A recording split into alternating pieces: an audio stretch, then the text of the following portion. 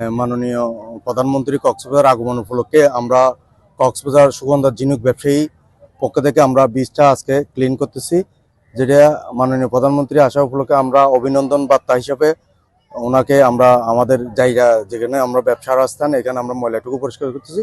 পাশাপাশি এটা প্রশাসন জেলা প্রশাসকের নির্দেশ ছিল। আমরা বেশ আজকে একদিন না, আমরা বেশ কিছুদিন ধরে আমরা ক্ষুদ্রভাবে আমরা বীজটা ক্লিন করে পরিষ্কার করে আসতেছি। আজকে একটু বৃহৎ আকারে, যাতে আগামীকাল প্রধানমন্ত্রী আসবে সেই হিসাবে আমরা পুরো মার্কেট বন্ধ করে আজকে বৃহৎ আকারে পুরো বীজটা ক্লিন করা হয়েছে। আমাদের দাবি হচ্ছে আমরা মাননীয় প্রধানমন্ত্রী হচ্ছে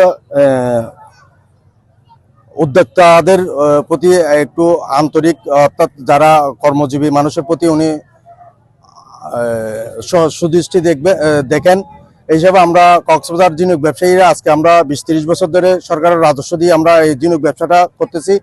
হঠাৎ আমাদের এই মাসে এসে আমাদের ঝিনুক কার্ডের নবায়ন নেওয়া হবে না বলে আমরা ঝিনুক ব্যবসায়ীরা ঘোষণা দিছে, একটা নোটিশ ইস্যু করছে। এটার কারণে আমরা বীজের ব্যবসায়ীরা আতঙ্কের মধ্যে আছি। আমরা মাননীয় প্রধানমন্ত্রীর কাছে আমাদের এইটুকু আকুল আবেদন থাকবে, যাতে আমরা পর্যটন ঝিনুক ব্যবসাটা আমরা পর্যটকদের কাছে যেভাবে সেবা দিয়ে আসতেছি, আমরা ক্ষুদ্র একজন ঝিনুক শিল্প হিসাবে কক্সবাজারেও যেমন কক্সবাজার পর্যটক আসে শুধু সাগর দেখার না, কক্সবাজারের একটা ঐতিহ্য ঝিনুক শিল্পকে ধারণ করার জন্য কক্সবাজার পর্যটক আসে।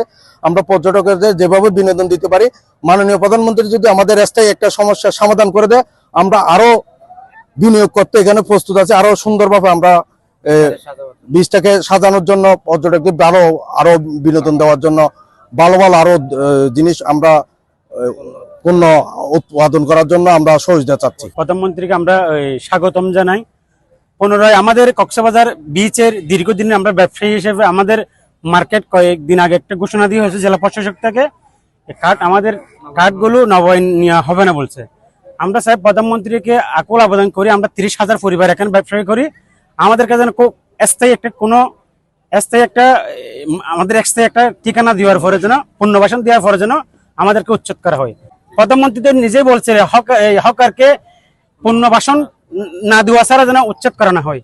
তাহলে কেন বারবার আমাদেরকে এত উচ্ছেদের বারবার নির্দেশনা আসে? তাহলে কি প্রধানমন্ত্রীর কথা কি অবমাননা হচ্ছে না? আজকে 30 বছর পর্যন্ত আমরা এই বিস্তারে পরিষ্কার পরিচ্ছন্ন করে আমরা টুরিস্টদেরকে সেবা দিয়ে আসতেছি। আমরা যদি সেই দোকানপাটগুলি না থাকে, এখানে একটা টুরিস্ট সন্ধ্যার পরে একটা টুরিস্ট নামতে পারবে না। আমরা পুলিশের প্রশাসন যেগুলি করতে পারে না, এগুলো আমরা করতে পারি কেন? আমাদের মার্কেটগুলো দেখলে যারা চিন্তাকারী আছে, দুষ্কৃতিকারী আছে, তারা এখানে আসার সাহস পায় না। তাহলে আমাদের হঠাৎ করে আজকে কিছুদিন আগে আমাদের কার্ডটা, প্রশাসনের একটা কার্ড আছে দোকানের 30 বছর পর্যন্ত, আজকে হঠাৎ করে প্রশাসন থেকে বলা হয়েছে আমাদের কার্ডটা নবায়ন স্থগিত রাখা হয়েছে।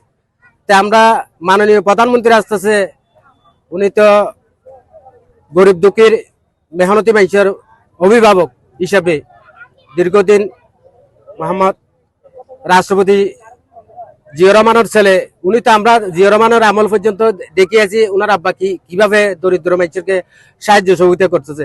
আমাদের মাননীয় প্রধানমন্ত্রী আসতেছে, আমরা এখন দেখতেছি এই যে উনি যেন আমাদের পদক্ষেপটা নেই, আমরা যে দুটা ডাল ভাত খেয়ে বাঁচতে পারি, আমাদের যেন পেটের লাথি দেওয়া না হয়। এভাবে আমি মাননীয় প্রধানমন্ত্রীর কাছে আকুল আবেদন জানাই, আমাদের যেন বিচ্ছিন্ন করা না হয়। আমাদের বিচ্ছিন্ন করা হলে এতগুলি মানুষ, হাজার মানুষ এগুলি রোডে নামে যাবে, এদের কোনো বাসস্থান থাকবে না। এগুলি সব এখান থেকে নিয়ে ডাল ভাত খাওয়ার জন্য প্রস্তুত রাখে। আর একটা দাবি হলো 12-14 লক্ষ যদি রোহিঙ্গা আমরা জায়গা দিতে পারি, আমরা দেশের নাগরিক হয়ে আমাদেরকে কেন বছরকে বছর হয়রানি করা হয়? মাননীয় প্রধানমন্ত্রীর কাছে আমরা এটা জানতে চাই।